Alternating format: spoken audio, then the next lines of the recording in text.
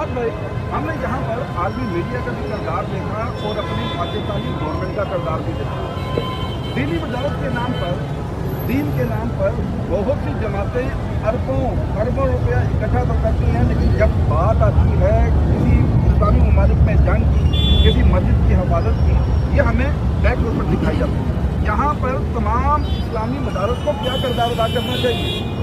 देखिए, इस्लामी मदारस तो इस्लाम के किले हैं, यहाँ हर एक ने अपने अपने सेक्ट और अपनी अपनी शख्सियत के किले बने हैं। आप अभी किसी मजहबी शख्सियत के बारे में बात करें, कल आप उसके खिलाफ FIR भी देखेंगे, रोड के ऊपर न्यूज़ भी देखेंगे, और उनके इतनाम पहुँचाने वाले वो सोशल मीडिया पर भी और मीडिया पर तूफान बपा कर देंगे। तो आपके पास मिसालें मौजूद हैं।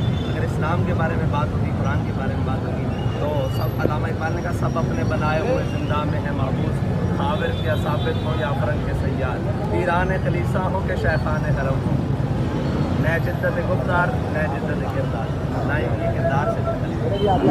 और यहाँ मसाइल ये है कि हम सब नाम लेवर तो इस्लाम के हैं, लेकिन जब इस्लाम जान मांगे तो इस्लाम और इस्लाम की बका और इस्लाम की जो तरवीज है और इस्लाम की निशात सानिया, वो हम सुनाते तो हैं मिंबर पर खड़े होकर फटे भी तोड़ देते हैं कि इस्लाम जिंदा होता है हर करबला के बाद, लेकिन हर लीडर भागा होता है हर करबला के बाद। जैसे ये सर भाई जाहिर सी बात है, पाकिस्तान तरीके लब्बैक अब मजहबी जमात तो नहीं रही। अभी हमने रिसेंटली गैलप का सर्वे देखा, पाकिस्तान तरीके इंसाफ के बाद जो मोस्ट फेवरेट लीडर थे वो साहब बाप है, पाकिस्तान तरीके लब्बैक है। आप एक सियासी जमात भी हैं।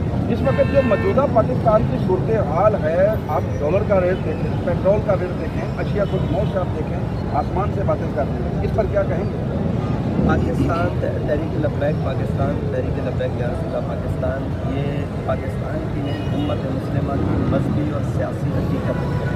इससे कोई रूगर्दानी करे या कोई चश्मपोशी करे या गैलप हमें आखिरी नंबर दे या पहला नंबर दे, ये बात ये हक़ाइक़ है और इंशाअल्लाह ये हक़ाइक़ कौम के सामने अभी तो हम नहीं, अब तो लोग भी कह रहे हैं कोई और नहीं हुजूर का दीन आ रहा है। और दूसरी बात है शायद नोश और ये सारी मामलात, हमने तो पहले कहा था कि ये सूद पर रियासत नहीं चल सकती।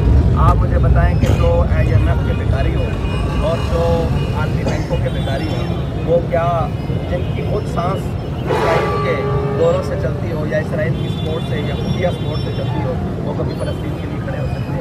ये अशायफ नोश का तो रोना ही नहीं है यार। हम भूखे थे, हमारे पास खाने के लिए कुछ नहीं था, गुटलियाँ थी, हमने 1000 बंदे को लिटा कर रख दिया था, ये तो रोना ही नहीं। अशायफ नोश से मुसलमान कभी भी ताकतवर नहीं हुआ, ना ये कभी बरतरी रही है, आदती बरतरी, अशायफ नोश की बरतरी, असला की बरतरी और तादाद की बरतरी और रसद की बरतरी, ये कभी भी मुसलमान के पास बदर से लेकर आज तक नहीं रही। हाँ, हम लेते हैं गैरत की बुनियाद पर, और अल्लामा इकबाल ने कहा कुव्वत सुल्तान व अमीर अज़ला और हैबत मर्द फ़कीर अज़ला। हुजूर ने फरमाया मोमिन जसद वाहिद की तरह है, अगर सर में दर्द होगा तो पूरा जिस्म बेचैन, कहीं भी जिस्म के हिस्से में कोई दर्द होगा, कहीं तकलीफ होगी तो पूरा जिस्म बेचैन। तो मुझे ये बताएं, हम अपने ईमान का इज़हार जितने लेवल पे भी करने आए हैं कि हमारे जिस्म में दर्द है, फ़लस्तीन में दर्द है, तो जिनके जिस्मों में दर्द नहीं, वो रियासती ज़िम्मेदारी क्यों ना हो, वो मुसलमान है, वो मोमिन है। मोमिन के तो जिस्म में दर्द होता है, वो तो मोमिन नहीं है।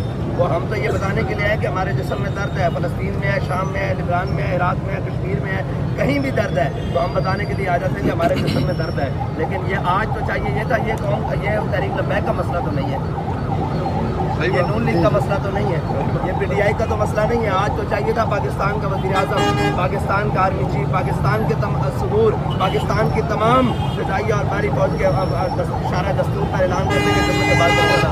हम यहाँ ये चल दो करना बैठे होते, शारा दस्तूर पर मीलो आवाम होती, दुनिया को पैगाम जाता था कि ये कौम बाकी फ़लस्तीन के साथ। हम मुनाफिक हैं बहैसियत रियासत की, बहैसियत हुकूमत भी मुनाफिक है, बहैसियत कौम भी मुनाफिक है। हम मुनाफिकत का किरदार अदा कर फ़लस्तीन के साथ खड़े हैं। कहाँ खड़े हैं?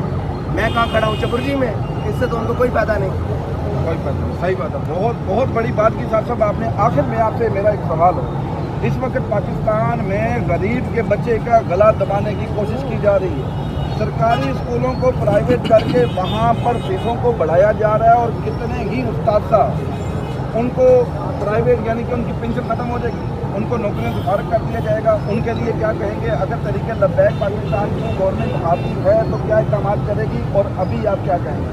देखें, असातिज़ा तो कौम का असासा होते हैं और कौम के मेहमान होते हैं। कल जिस तरह कौम के मेहमानों के ऊपर और कौम के قوم کے اساتذہ کے اوپر لاٹھیاں برسائی گئی ہیں. اس سے تو یہ معلوم ہوتا ہے کہ انہیں کسی کی پرواہ نہیں, صرف اپنے تخت و تاج پیارے.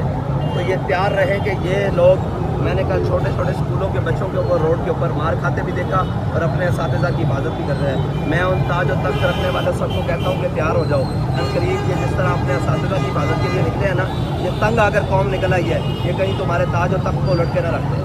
جو پاکستان کے حالات ہیں اس وقت, وہ معاشی طور پر ہوں, وہ غریب کے ہوں, وہ کمزور کے ہوں, وہ یہ بتا رہے ہیں کہ اب ان کو اپنا قبلہ درست کرنا پڑے گا, ورنہ پاکستان میں لٹیروں کی اور ان بدماشوں کی, وہ چاہے پارٹی کے نام پر آئیں, وہ چاہے کسی کی گود میں بیٹھ کر آئیں, وہ کسی کے کندھوں پر سوار آگے ہو کر آئیں, وہ یا عبوری آئیں یا نگران آئیں, ان کی اب جگہ نہیں ہے. اب قوم کو ان کا حق چاہیے اور وہ آپ کی بدماشیوں اور عیاشیوں کو پال کر نہیں دے سکتی. خان بھائی, اگر استاذہ اور یہ طالب علم تحریک لبیک پاکستان سے مدد مانگتی ہے تو کیا آپ مدد کے لیے باہر سڑکوں پہ ان کے ساتھ کھڑے ہوں گے؟ اور ہم نے تو ان کی بن مانگے مدد کی. آج سارے اساتذہ کورٹ میں پیش ہوئے تھے, ہمارے وکلاء پیش ہوئے تھے اور ان کے پرچے خارج کرائے ہیں. ہم تو بن مانگے, ہم یہ نہیں دیکھتے کہ سامنے مانگنے والا جب چیخے گا کہ میری مدد کو آؤ, تو تب میں نے آپ کو پہلے کہا کہ اگر پاکستان کی حکومت ہوگی تو فلسطینیوں کو مدد کے لیے پکارنا نہ پڑتا. ہم پکار سے پہلے پہنچنے والے ہیں.